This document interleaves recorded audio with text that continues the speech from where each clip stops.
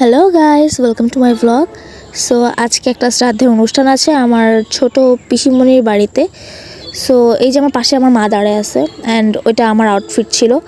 এই যে গ্রামের বাড়িতে এই রুমে অনেক লোকজন ছিল ওই সময়। সো রাইট না এখন আমরা বের হচ্ছি হাঁটতে হাঁটতে অ্যান্ড পিছনে আমার দিদা ছিল, মানে আসতেছিল। এই যে আমার দিদা ব্ল্যাক কালার শাড়ি পরা আজকে, মানে আমিও ব্ল্যাক কালার, আমার দিদাও ব্ল্যাক কালার অ্যান্ড আমার বোন হোয়াইট কালারের ড্রেস পরা ছিল, আমার মা হোয়াইট কালারের শাড়ি। সো আমার দিদার ম্যাচ হয়ে গেছে আর আমার মার এবং আমার বোনের ম্যাচ হয়ে গেছে।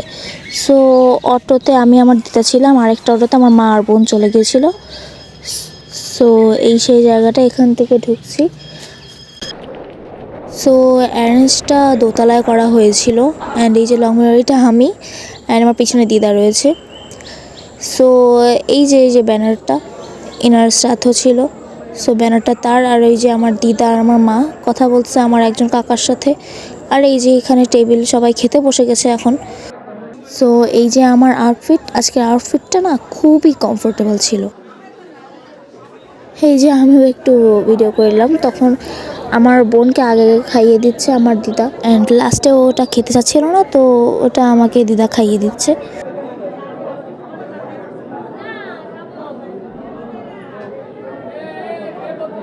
তো বসে পড়ে গেলাম এবার খেতে। আমার ডান পাশে আমার দিদা বসে আছে আর বাম পাশে আমার মা। আমি আমার চুলটা খাওয়ার সময় একটু বিগ ক্লিপ দিয়ে বেঁধে নিলাম যেন ডিস্টার্ব না হয় খাওয়ার মধ্যে। সো এটা খাওয়ার শুরুর দিকে, এখনও ভাত বাড়েনি, খাওয়ার মধ্যে এখনও তার ক্লিপ নেওয়া যায় না, তাই আর কি ক্লিপগুলো অ্যাড করতে পারিনি। সো এখন আমরা বাসায় চলে যাচ্ছি আমার মা, দিদা অ্যান্ড আমার ছোটো বোনের সাথে। So bye. এখন ওকে বলছিলাম বাই দিতে, ও বাই দিচ্ছে না।